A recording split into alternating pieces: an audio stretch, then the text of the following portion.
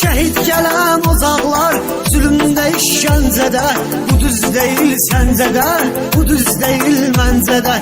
Yine sokuyor öz kefinde, yine sokuyor eğlencede. Akı tökülen kanları olmaz unutmak olmaz. Şiirleri aslanları olmaz unutmak olmaz. Candan aziz canları olmaz unutmak olmaz. Anamız Azerbaycan'ın dağ seçilib köksüne, dağ kimi oğlanları olmaz unutmak olmaz.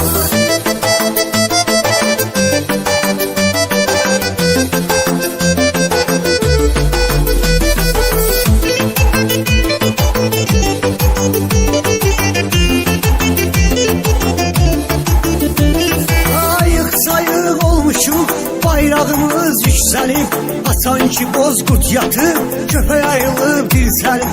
Ne iş gəlib başımıza,